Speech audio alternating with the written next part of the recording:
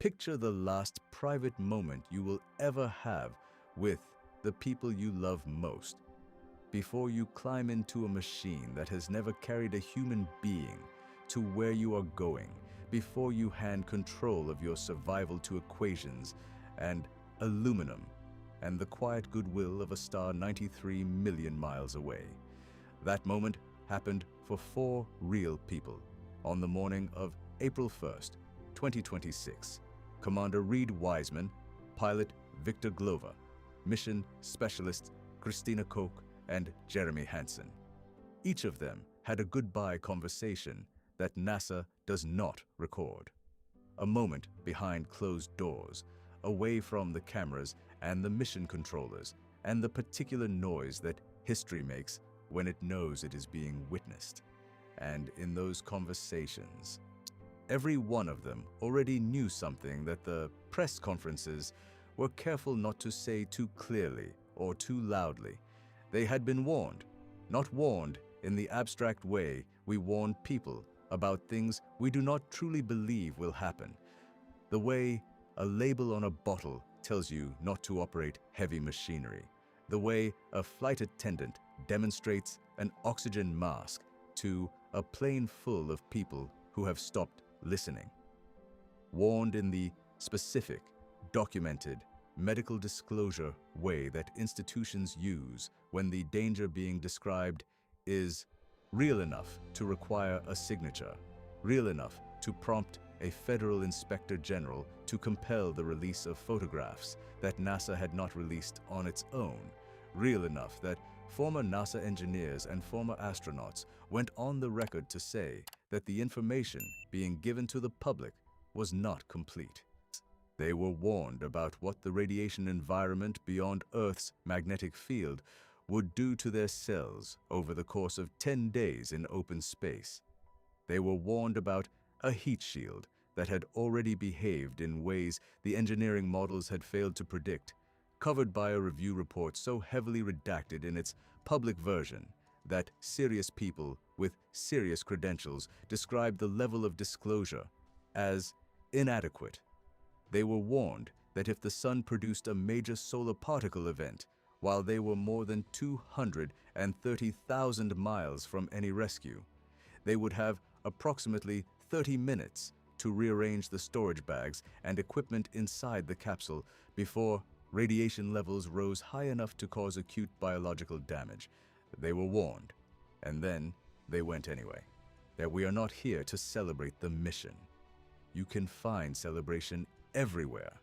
In the official feeds, in the highlights, in the breathless coverage of a rocket lifting off against a Florida sky. What you will find here is the thing that sits underneath the celebration.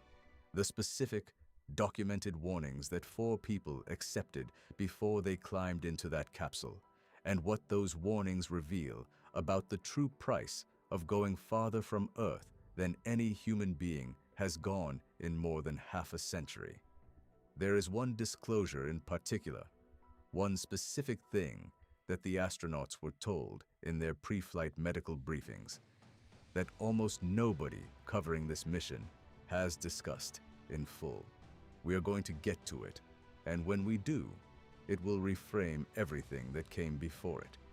But to understand why it matters, you need to understand the 3 layers of risk that preceded it, beginning with the one that almost nobody knew about because the document that described it was buried, delayed, and partly hidden. The first warning was not psychological, and it was not biological. It was structural, and it was buried in a document that NASA did not want you to read in full. To understand the weight of the first warning, you need to understand the specific 5 minutes that make the rest of the 10-day mission irrelevant if they go wrong. Not the launch, not the radiation, not the loss of communications as Orion disappears behind the lunar far side. The last 5 minutes, the re-entry. When Artemis II returns from the moon and begins its descent toward the Pacific Ocean, the Orion capsule will hit the upper edge of Earth's atmosphere, traveling at approximately 25,000 miles per hour. That is around 32 times the speed of sound, and it is the fastest crewed re-entry ever attempted. The friction of the air molecules against the capsule's face will generate temperatures of approximately 5,000 degrees Fahrenheit, approaching half the surface temperature of the Sun. During those final minutes, the crew's survival depends entirely on one component, the heat shield mounted to the bottom of the capsule. It cannot be repaired in flight. It cannot be assessed once re-entry begins. There is no backup system and no abort procedure. The heat shield either performs as designed or it does not, and the difference between those two outcomes is not something anyone on board can influence once they are committed to the trajectory. Everything else on the Orion spacecraft carries redundancy. Life support systems have backups. Navigation has alternates. Communications have multiple pathways. The heat shield has none of these things because the physics of what a heat shield does during re-entry does not permit redundancy. It is the single point of failure on a 10-day mission that, by the moment it becomes relevant, and will have gone completely and irreversibly well. That reality would be expected, manageable even. Every crewed mission to the moon in the history of human spaceflight has carried this exact same configuration of risk. It would simply be the nature of the technology, something to be engineered as carefully as possible and then accepted, except for what engineers discovered when they opened up the Orion spacecraft after the 2022 Artemis I test mission and found something that was not supposed to be there. In November 2022, NASA flew the first Orion capsule around the moon and back on an uncrewed test mission called Artemis I. The purpose was to verify the spacecraft's systems under real deep space conditions before committing a crew. It was, by virtually every measure, a successful mission. The rocket performed. The trajectory held. Orion returned. When the capsule splashed down in the Pacific, NASA officials described the mission's performance as exceptional. Then the engineers began inspecting the heat shield. The Orion heat shield is built from a material called AVCOAT, an ablative resin compound derived from the same basic material that protected the Apollo capsules in the 1960s and 1970s. The design principle of an ablative heat shield is deliberate controlled burning. As the capsule descends, the outermost layer of the material heats, chars, and gradually flakes away in a smooth, even process that carries heat with it and keeps the temperature of the underlying structure within safe limits. The material is not supposed to come away in large pieces. It is supposed to erode evenly, predictably, across the entire surface, following patterns that engineers can model and verify before every mission. When the team examined the Artemis I heat shield, they found more than 100 locations where AVCOAT had not burned smoothly. Instead of gradual, controlled erosion, the material had cracked and shed in irregular chunks, leaving deep gouges and pockmarked holes in the surface. 3 of the 4 separation bolts embedded in the heat shield had partially melted through their thermal barriers. The photographs of the damage were striking.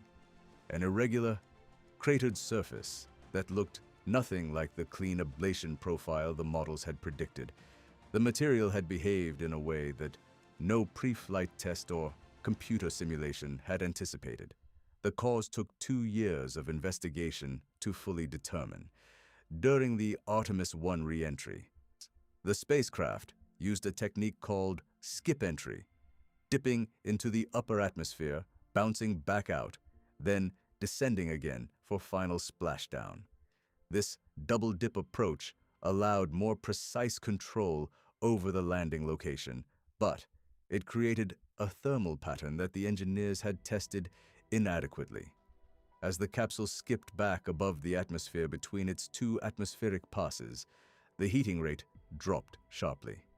Inside the AVCOAT material, however, gases were accumulating, byproducts of the ablation process that, in a properly permeable material, would have vented outward through the charred layer. The Artemis I AVCOAT was not sufficiently permeable. The gases had nowhere to go. Internal pressure built up behind the charring surface, cracking the material from within and expelling chunks outward rather than allowing them to flake away evenly.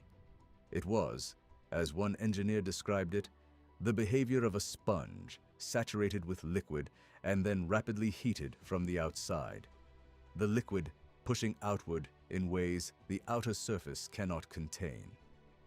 NASA's Office of Inspector General had to issue a formal report before the photographs of this damage were released to the public. That report came 17 months after the mission landed. In May 2024, the independent review team convened to assess the problem, issued its findings in December 2024. The publicly released version of that report was heavily redacted. Former NASA engineers who reviewed the materials publicly criticized the level of disclosure. Former NASA astronaut Danny Olivas, who participated in the review, told CNN that the damage represented behavior that was clearly not what the heat shield had been designed to produce. The AVCOAT had come away not as smooth char, but as chunks, and the heat shield was, in his words, not the heat shield NASA would have liked. Here is what makes this story something other than a straightforward engineering problem. What NASA did next. Rather than replacing the heat shield before putting a crew aboard, the agency took a different approach. Engineers determined that the skip re-entry trajectory had been a central contributor to the gas accumulation problem, that by eliminating the skip profile and using a steeper, more direct descent, the heat shield would spend less total time at the temperatures that allowed gases to build up inside the material. Shorter time at peak heat, less gas accumulation, lower risk of the same failure mode. The agency ran more than 1,000 trajectory simulations and concluded that this modified approach provided acceptable safety margins. The skip re-entry was eliminated. The original landing plan was replaced, and in doing so, a specific trade-off was created that the crew was briefed on directly. The steeper descent angle would reduce the heat shield's exposure time, but it would increase the deceleration forces the astronauts would experience on the way down. They would be pressed harder into their seats than the original mission profile had required. This is a manageable physical stress, not a danger in itself, but it is the kind of detail that conveys something important about what a modified trajectory actually means. It is not a solution to the original problem, ours but a different set of conditions under which the original problem is less likely to manifest. The crew also knew that the AVCOAT heat shield flying on Artemis II had actually been made slightly less permeable than the Artemis I version, a change made earlier in the program to simplify ultrasonic quality testing of the material before the permeability issue was identified as a factor. The root cause fix, a redesigned heat shield with material specifically engineered to allow gases to vent properly, would not fly until Artemis III. For this mission, the crew would be returning to Earth behind the same material that had already behaved unpredictably, relying on a trajectory change that the agency had verified with the same modeling tools that had failed to predict the original problem in the first place. Here is the thing worth sitting with for a moment, because it requires holding a level of institutional complexity that is easy to flatten in either direction. The engineers and managers at NASA are not reckless people. They are not cavalier with astronaut lives. Many of them were present for the Challenger disaster in 1986 and the Columbia disaster in 2003.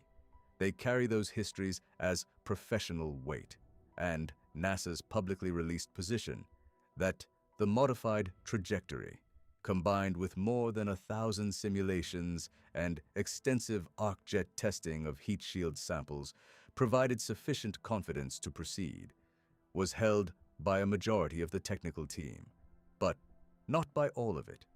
Charles Kamada is a former NASA astronaut who flew on Discovery in 2005 on NASA's first crewed shuttle mission after Columbia.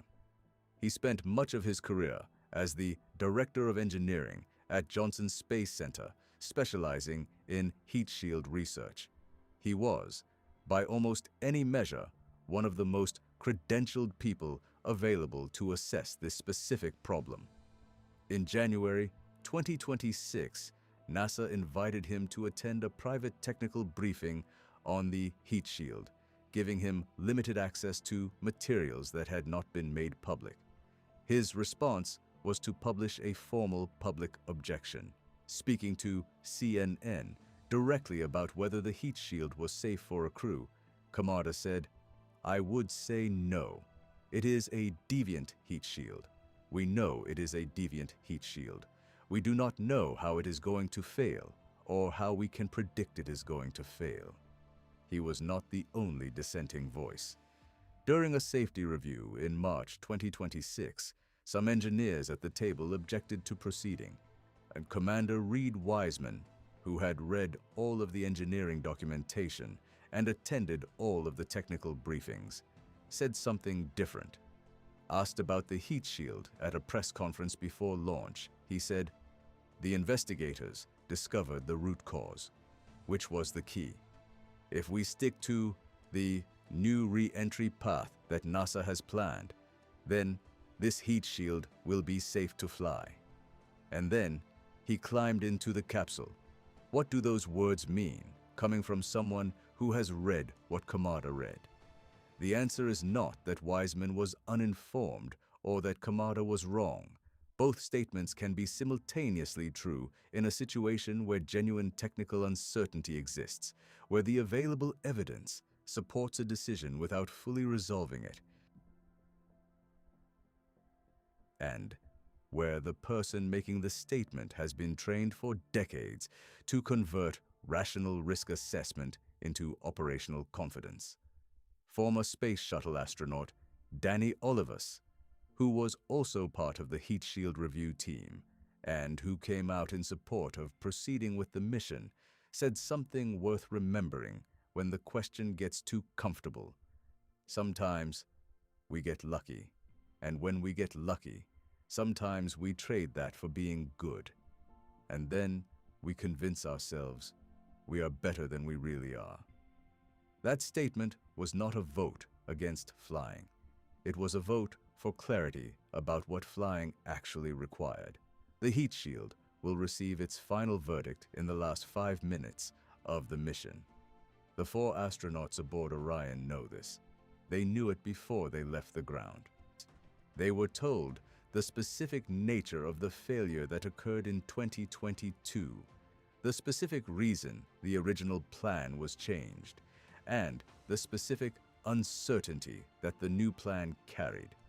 They signed their names and went anyway, because that is what accepting a disclosed risk actually looks like from the inside. The heat shield was the structural warning, the one that concerns aluminum and resin and the physics of re-entry. But the second warning concerned something entirely different. It did not involve any piece of hardware that could be inspected, photographed, or modeled. It worked at a scale that no camera can capture. Inside individual cells, inside DNA, in real time, invisibly, throughout the entire mission. And they were warned about this one in explicit medical terms with numbers attached before they ever left the ground. Roughly 2,000 miles beneath your feet, the outer core of this planet is doing something remarkable. liquid iron and nickel, heated to temperatures exceeding 5,000 degrees Celsius, are churning in slow convective currents driven by the heat left over from Earth's formation 4.5 billion years ago. That motion generates electric currents, and those electric currents produce a magnetic field so powerful that it extends tens of thousands of miles into space in every direction, creating an invisible bubble around the planet that scientists call the magnetosphere. This bubble is the reason you are not slowly dying of radiation right now. The sun produces a continuous stream of charged particles called the solar wind, electrons and protons traveling at hundreds of miles per second, along with occasional catastrophic eruptions that accelerate particles to near light speed. Galactic cosmic rays, born in supernova explosions and other violent events far outside our solar system, rain in from every direction at energies so high that they can punch through most materials. Without the magnetosphere, all of this would reach Earth's surface, essentially unimpeded. Instead, the magnetic field deflects most of it around the planet, like a river splitting around a stone. The International Space Station orbits at approximately 250 miles above Earth's surface. At that altitude, the spacecraft sits mostly inside the magnetosphere, partially shielded by the same magnetic field that protects people on the ground. ISS astronauts do receive elevated radiation, roughly 2 to 3 times the annual background dose that a person on Earth absorbs from natural sources. But the magnetosphere is doing most of the work. It is, in a meaningful sense, still with them. The moment Orion's translunar injection burn fired on April 2nd and committed the Artemis II crew to a trajectory toward the moon, that changed. Not gradually, not across a zone where protection slowly faded. There is a boundary called the magnetopause, the point where the pressure of the solar wind equals the pressure of Earth's magnetic field. And beyond that boundary, the protective bubble simply ends. The radiation environment on the other side is fundamentally different in character, not just in intensity. The analogy that best captures what crossing that boundary means for a human body is this. It is the difference between standing outside on a slightly overcast day and sitting inside a medical CT scanner for 10 days straight, while someone occasionally runs a much stronger beam through you without any warning of when it will happen or how powerful it will be. The radiation environment beyond the magnetopause that the crew would spend most of their 10-day mission inside contains 3 distinct threats, each with its own physics, its own risk profile, and its own place in the pre-flight medical disclosures. The first are the Van Allen radiation belts, 2 concentric rings of high-energy electrons and protons trapped by Earth's magnetic field, concentrated between roughly 600 miles and 65,000 miles above the surface.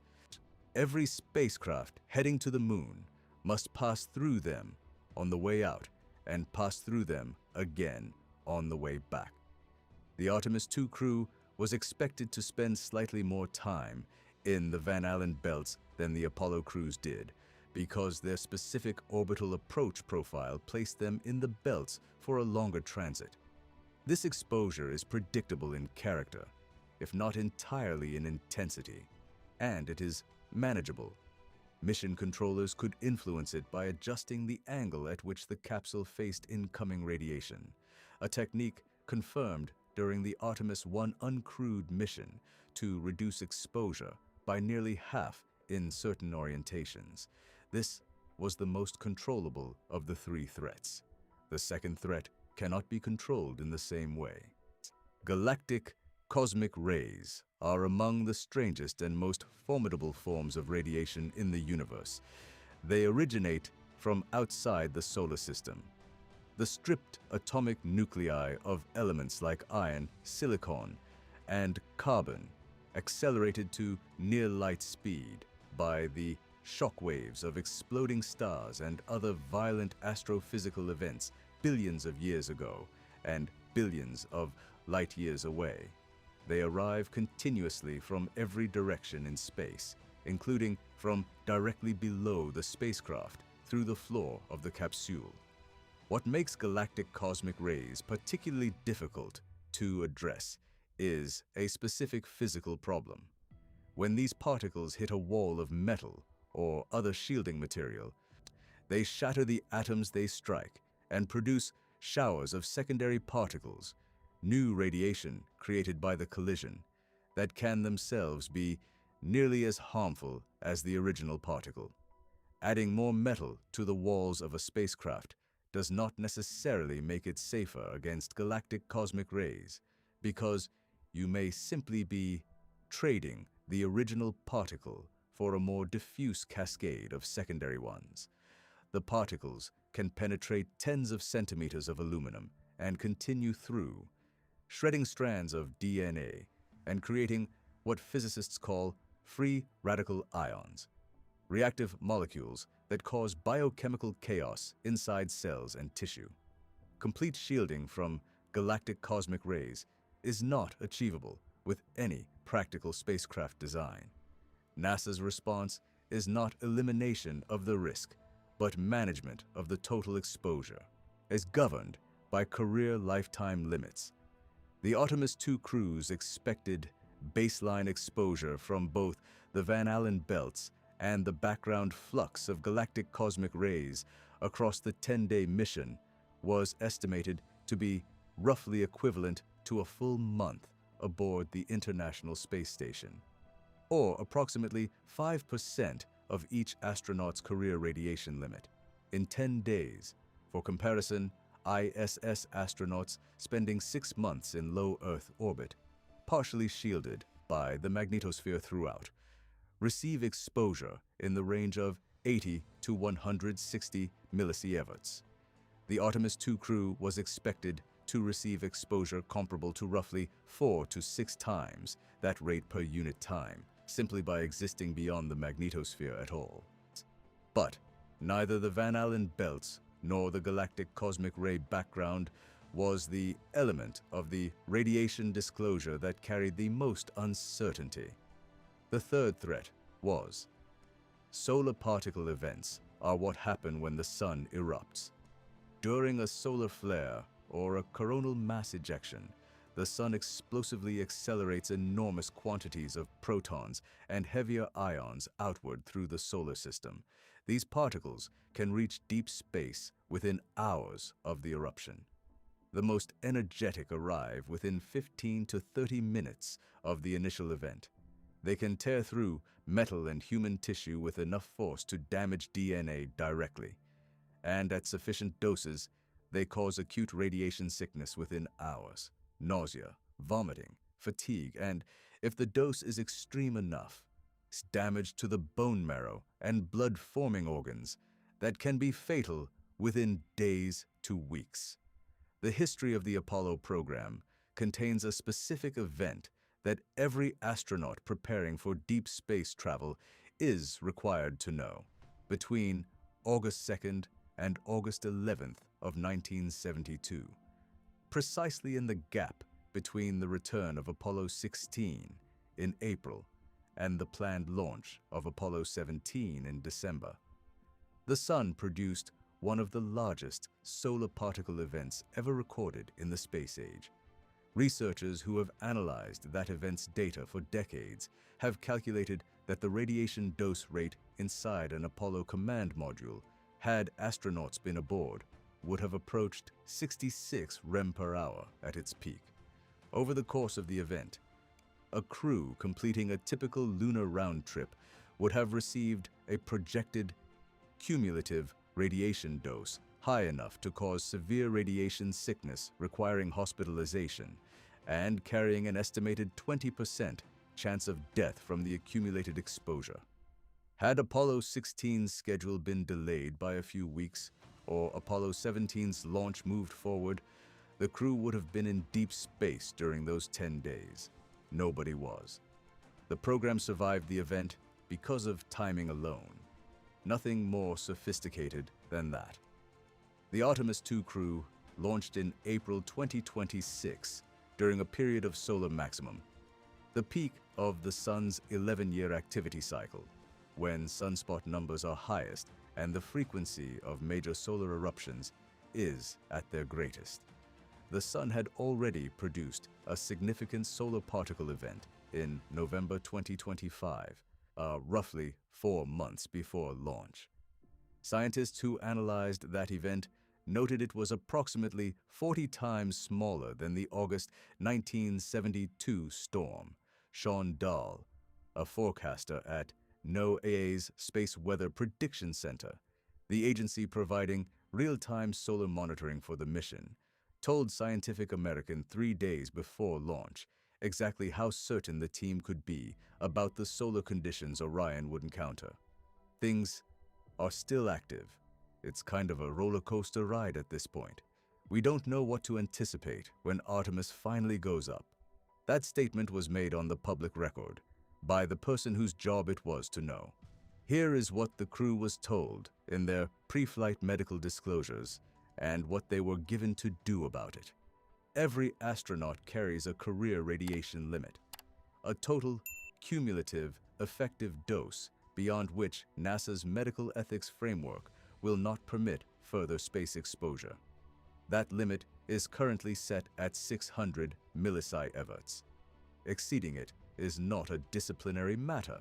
It is a line beyond which the long-term elevated risk of cancer, cardiac disease, and cognitive decline becomes high enough that the agency's standards prohibit additional missions. An astronaut who reaches that number retires from spaceflight.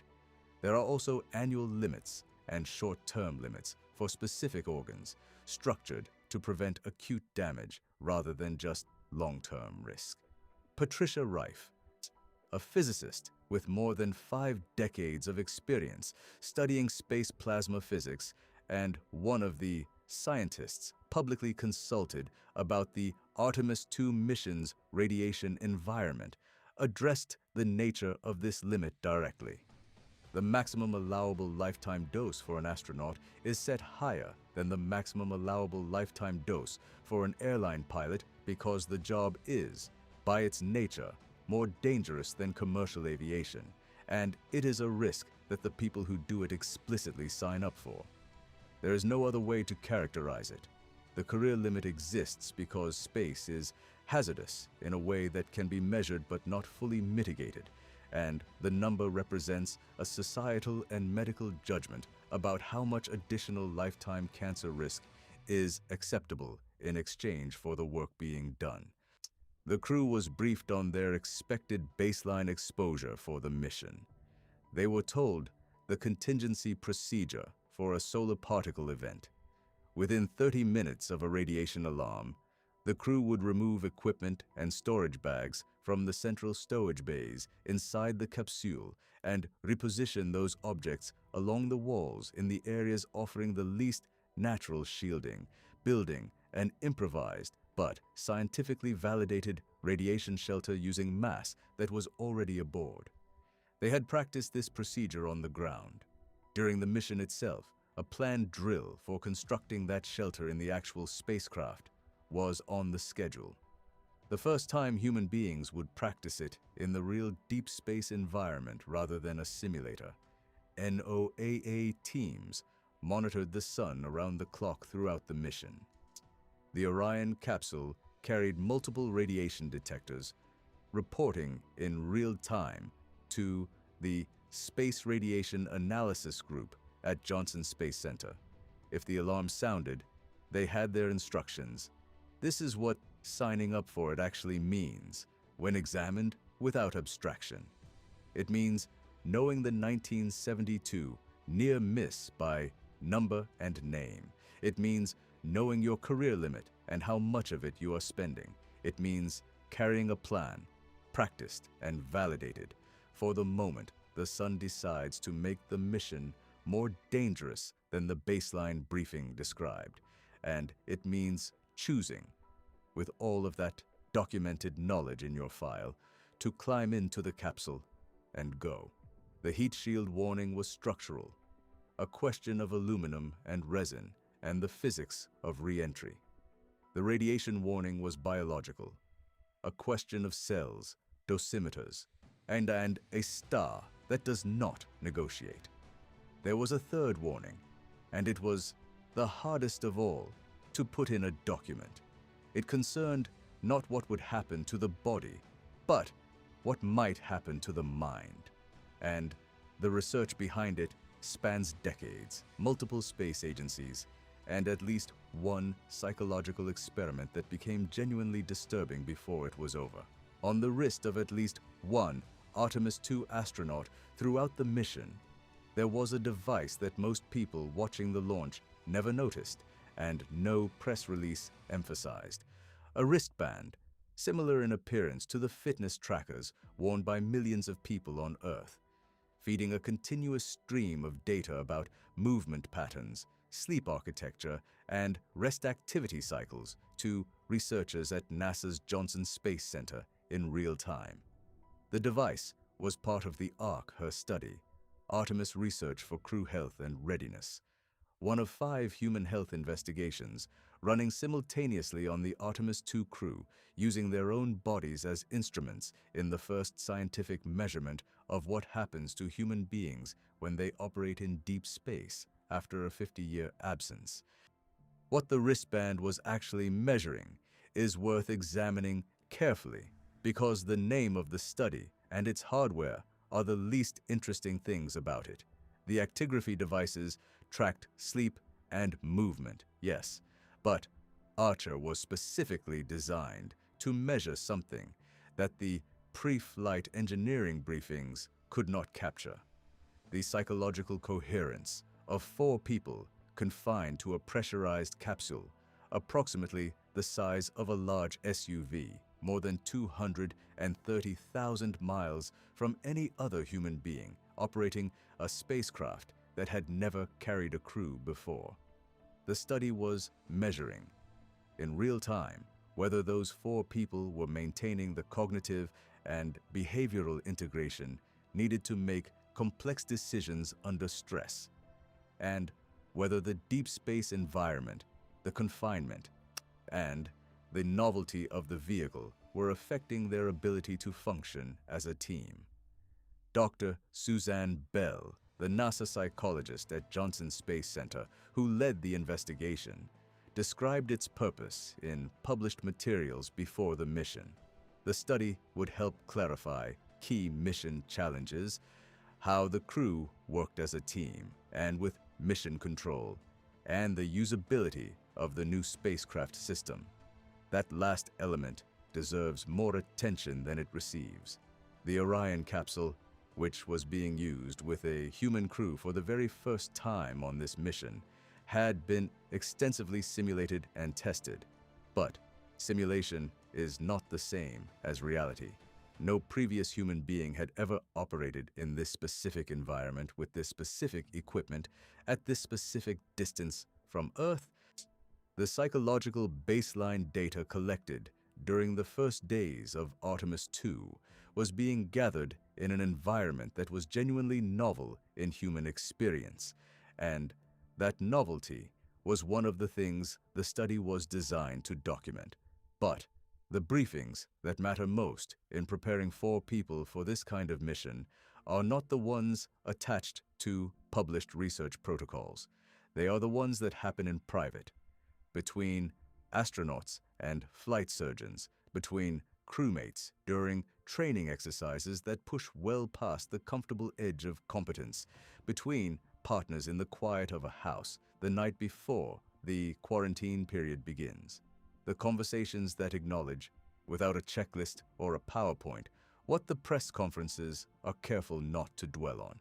But NASA's approach to the psychology of spaceflight has changed substantially since the early 1960s, and understanding that history explains why the Artemis II crew's preparation looked nothing like the preparation of the people who last went to the moon. During Project Mercury, psychiatrists were deeply involved in selecting the first astronauts. They were also deeply distrusted by the test pilot culture that produced the candidates. From the Gemini program through most of the space shuttle era, the psychological component of astronaut preparation contracted significantly, reduced, in the words of one historical analysis, to a brief screening interview aimed primarily at filtering out obvious pathology. The goal was not to prepare the human being for the experience ahead. The goal was to determine whether the human being was likely to embarrass the agency. Psychology was treated as a gatekeeping tool, not a support system. That changed in the 1990s, when the Shuttle Mir program required NASA astronauts to live for months aboard Russia's Mir space station under conditions significantly harder than anything previous American spaceflight had demanded. Some of those astronauts came back and said publicly that they had not been psychologically prepared for what they encountered. That admission was important. It forced the agency to confront the fact that the assumption underlying the gatekeeping model, that resilient, competent test pilots would simply manage whatever the environment produced, was insufficient for long-duration, isolated, confined missions. By the time the Artemis II crew was selected in 2023 and began their preparation, the behavioral health support system surrounding them was structurally different from anything available to the Apollo crews. Dr. Chris Haas, the flight surgeon and deputy crew surgeon for Artemis II, spent more than 2.5 years working directly with the 4 astronauts, not just certifying their medical fitness, but integrating himself into the training cycle, attending simulations, preparing the personal medical kits that each astronaut would carry tailored to their individual biology, and maintaining the kind of continuous relationship that means a flight surgeon actually knows the people they are responsible for before the mission becomes an emergency. The psychological dimension of that preparation includes something that is rarely described in press conferences because it does not fit easily into the language of preparation and readiness. What it is, in practice, is a series of conversations that acknowledge the realistic possibility of not coming back, not in a catastrophizing way, not as a formal disclosure on a checklist, in the way that people who take calculated risks in high-stakes environments learn to do it, by processing the realistic worst case before it can become destabilizing during an actual emergency. Astronaut Kayla Barron, describing her preparation for a different mission, in terms drawn from her military background, articulated the structure of this process clearly. Tom and I have learned how to have really hard conversations. We have talked about what to do if the worst happens. We did that for deployments. The language is precise, not if something goes wrong, but if the worst happens. A direct, named acknowledgement of the specific possibility, translated into practical preparation, which becomes part of the mission infrastructure rather than a source of paralysis when something unexpected actually occurs. Victor Glover, speaking before the Artemis II launch, described the dual emotional register of the launch moment for the families watching. It can be this terrific and terrifying moment all at the same time. He said he was grateful for the support team assigned to care for his family during the mission, a designated Earth-based astronaut liaison, whose role is to maintain contact, answer questions, provide accurate information, and offer the kind of presence that prevents the family's experience from becoming isolated and frightened in the way it might without that infrastructure. That support role exists because NASA has documented across decades of research and debriefs from families that watching a family member leave Earth's orbit is itself a significant psychological event requiring structured support. The agency prepared for what would happen on the ground as carefully as it prepared for what would happen in space.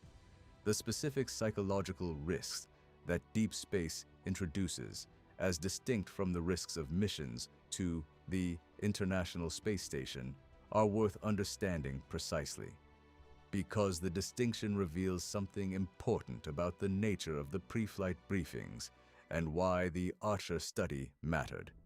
ISS astronauts, if a medical or psychological emergency arises, can be returned to Earth within approximately 24 hours. This option shapes the entire psychological architecture of an ISS mission in ways that are easy to underestimate.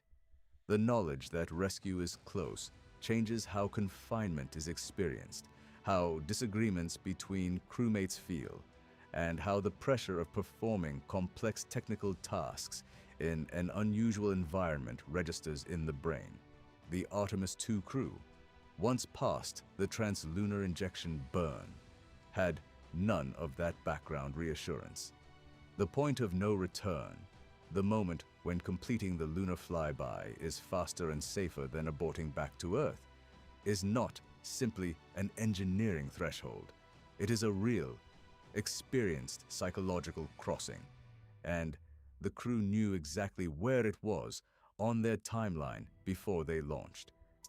What happens to human psychology under those conditions has been studied through analog environments for decades, because genuine deep space missions were unavailable as research platforms for more than 50 years. The most thorough of these analogs was the Mars 500 experiment conducted by the Russian Academy of Sciences between 2010 and 2011, in which 6 male volunteers spent 520 days in a hermetically sealed facility in Moscow designed to replicate the conditions of an interplanetary voyage. The volumes of data the study produced are extensive and still being analyzed, but 2 findings are particularly relevant to the Artemis II preparation. The first is that the most difficult moments for the Mars 500 crew were specifically linked to communication delays and loss of contact with the outside world, not to the physical conditions of confinement, but to the information deprivation that accumulates when you cannot reach the people and the environment that would normally provide psychological anchoring. The Artemis II crew experienced communication blackouts, one during the 6th day of the mission, when Orion flew behind the moon's far side and lost contact with Earth for approximately 40 minutes. The psychological preparation for that specific experience was part of what the pre-flight briefings addressed. The second finding relevant to Artemis II is more subtle and more important. The Mars 500 data showed that the greatest predictor of a simulated crew's experience was not the physical environment of confinement, but the quality of the interpersonal relationships within the confined group. Crew members with higher anxiety levels were observed to have significantly more negative interpersonal interactions, and those interactions radiated outward through the team. One individual's psychological state in a sealed environment is not that individual's private experience. It becomes everyone's environment. The Artemis II crew trained together for more than 2.5 years before launch, not simply to build technical competency, but to develop the interpersonal integration that transforms 4 individuals with different personalities, backgrounds, and stress responses into a group that can function as a single coherent system when the alarm goes off at the wrong moment and the calculation has to be made in seconds about what is happening and what comes next. There is a phenomenon that astronauts have been describing since the earliest days of human spaceflight, which the formal psychological literature eventually named the overview effect. The experience of seeing Earth as a complete self-contained object against the darkness of space. The entire globe visible at once, No borders, no divisions, the thin blue line of atmosphere, the only thing standing between life and the void, produces a cognitive and emotional shift that many astronauts describe as one of the most significant experiences of their lives. The shift is real, documented in interviews with astronauts across multiple nations and 5 decades of human spaceflight, and it involves a reprioritization of what seems important, a diminishment of the boundaries between people, and an increase in awareness of the fragility and singularity of the thing those people share.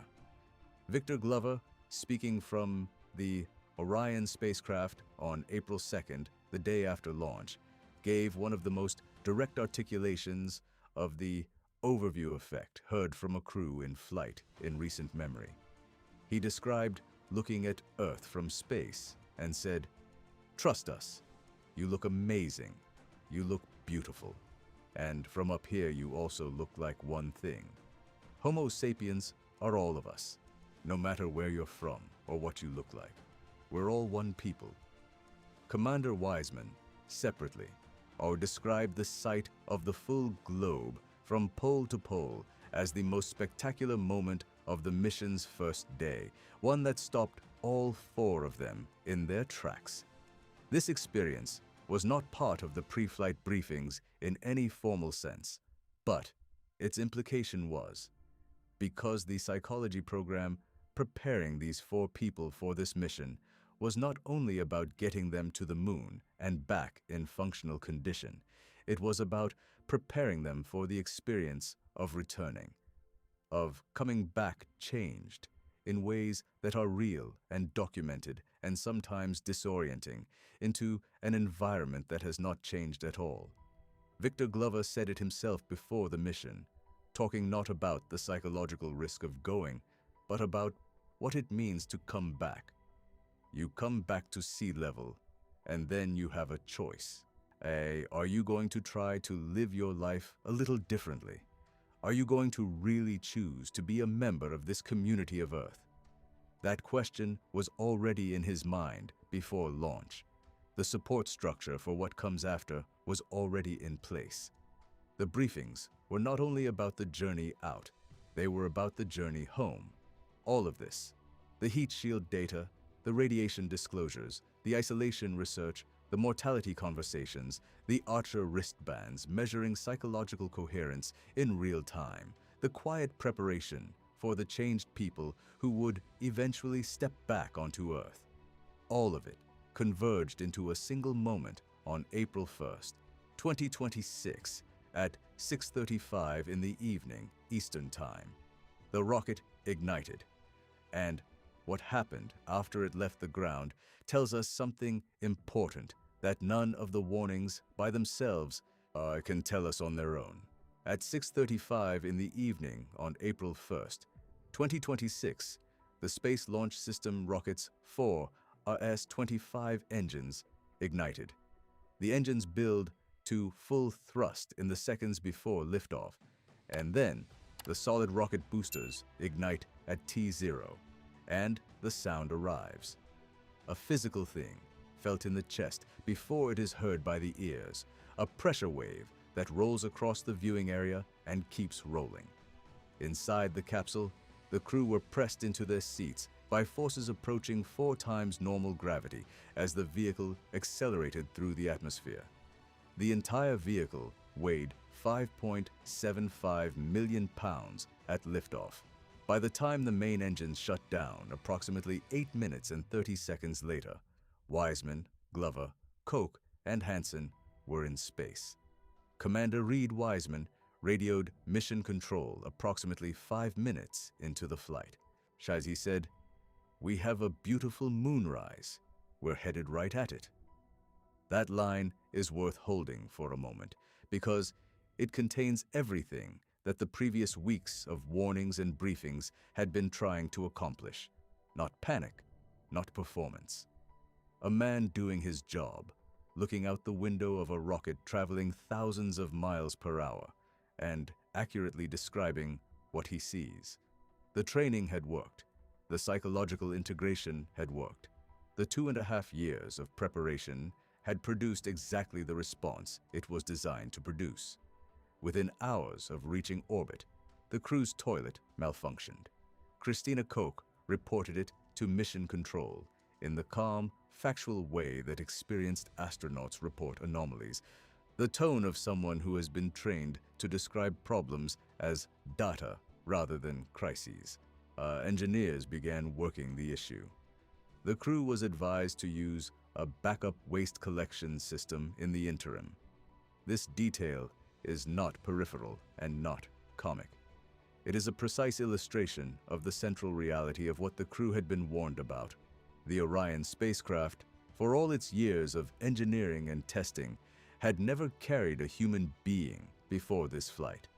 The psychological briefings, the Archer wristbands, the medical simulations, all of them were preparing the crew for an environment that simulation could only approximate. The toilet was one example of the gap between approximation and the real thing. On day 2 of the mission, shortly before the critical translunar injection burn that would commit the crew to a trajectory toward the moon, a cabin pressurization warning appeared on the displays inside the Orion capsule. The alarm indicated a suspected cabin leak. A cabin pressurization failure in deep space is not a recoverable situation without immediate action. It would have required the crew to make a rapid decision about whether to suit up, abort the mission, and attempt to return to Earth within a day or less, rather than continuing toward the moon. A completely different operational scenario from the one they had been preparing for. Jeremy Hansen described the crew's experience during those minutes directly on the post-burn communications link.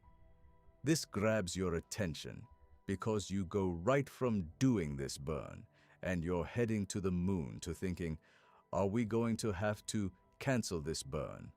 Start getting into our spacesuits and figuring out how to get home in a day or less.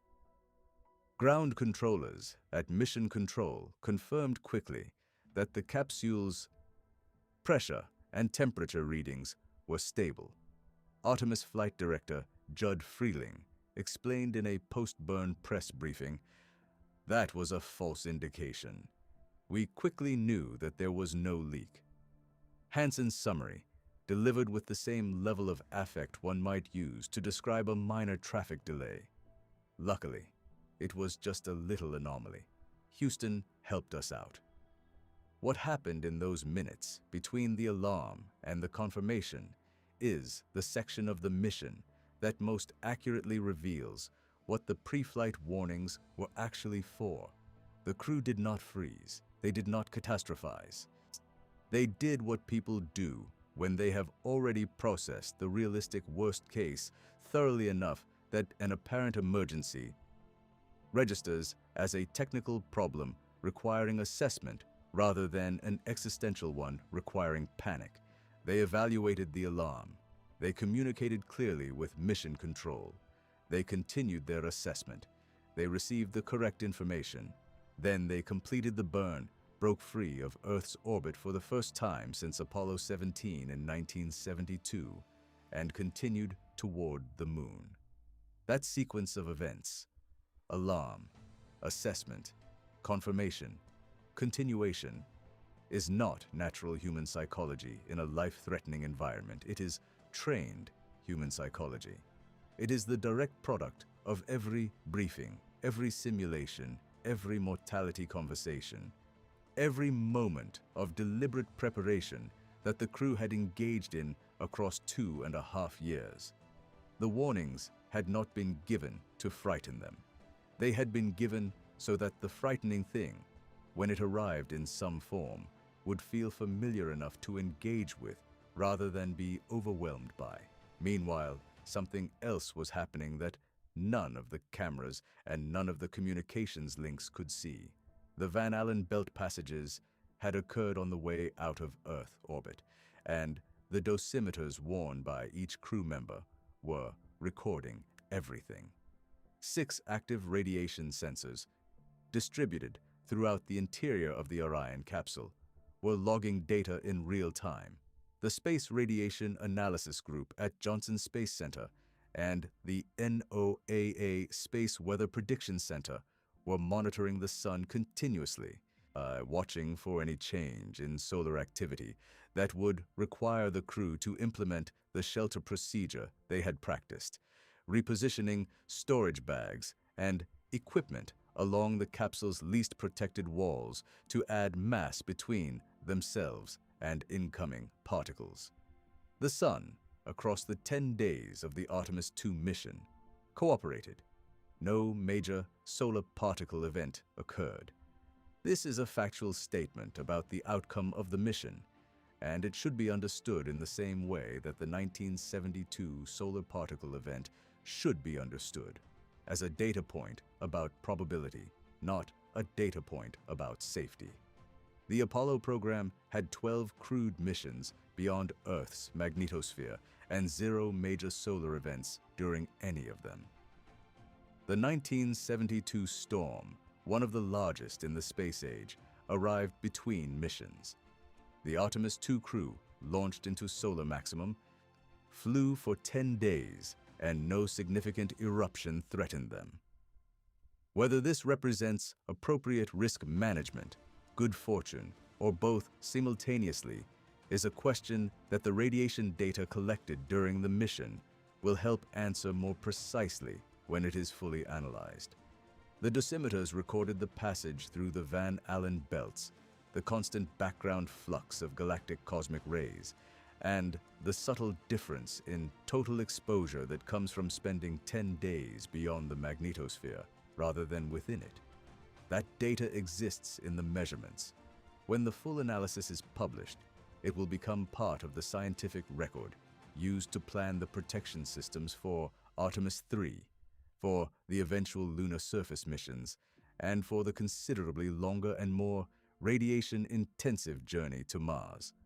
Every microsievert the crew absorbed was simultaneously a cost and a contribution. The irreducible price of being the first and the most valuable kind of data that only the first can provide. On the 6th day of the mission, Orion passed approximately 6,400 kilometers, just under 4,000 miles, above the lunar surface.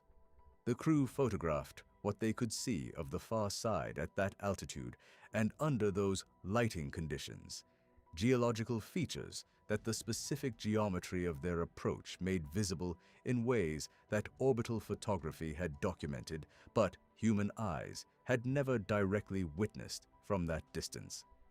Christina Koch, standing at one of Orion's windows, reported to Mission Control that she could see the coastlines of entire continents. The South Pole she had spent nearly a year working near during an ISS mission. The thin line of atmosphere separating everything alive on Earth from everything that is not. Jeremy Hansen, after the translunar injection burn that had sent them moonward, I said something to Mission Control that carries more weight the more you understand about what preceded it. Humanity has once again shown what we are capable of, and it's your hopes for the future that carry us now on this journey around the moon. On that 6th day, the crew also broke the record for the farthest distance any human being has ever traveled from Earth. The Apollo 13 crew set that record in April 1970, when their damaged spacecraft flew a free return trajectory around the moon's far side, reaching a maximum distance of 248,655 miles. The Artemis II crew surpassed that number, traveling approximately 252,799 miles from Earth at the mission's farthest point, 4,700 miles beyond the far side of the moon. The human species now holds a new record for how far it has reached. 4 people wearing radiation dosimeters are flying in a capsule whose heat shield had already failed in unpredictable ways during its test flight in a solar environment that NOAA forecasters described as a roller coaster ride, set that record on April 7th, 2026. Now, the thing from the pre-flight briefings that was promised in the first 500 words of this video, the disclosure that almost nobody has discussed publicly. Inside the Orion capsule, secured in a custom payload housing mounted to the spacecraft's interior, there were devices approximately the size of a USB flash drive. Each one contained living cells, not generic human cells derived from a cell bank or a laboratory line. The actual bone marrow stem cells of the astronauts themselves, drawn from blood donations made months before the mission, processed by scientists at Emulet Inc., and loaded into organ-on-a-chip devices that were engineered to keep those cells alive and functional for the duration of the flight. The chips were mounted inside the Orion capsule. They flew the same trajectory. They passed through the same Van Allen belts. They were exposed to the same galactic cosmic ray background and the same solar radiation environment as the crew. This investigation was called AVCOAT, a virtual astronaut tissue analog response. And what it represents, when you examine it carefully, is one of the most honest statements any space agency has ever made about the limits of its own knowledge. NASA told each of these 4 astronauts explicitly in the mission documentation that their own bone marrow cells would be flying beside them in the deep space environment, exposed to the same radiation that their actual bone marrow was experiencing, so that scientists could study what that environment was doing to their tissue at the cellular level. Because NASA does not yet fully know what it does, not after 10 days, not in terms of long-term consequences, not in terms of the specific biological response that each individual's unique cellular architecture produces when it encounters the radiation environment beyond Earth's magnetosphere.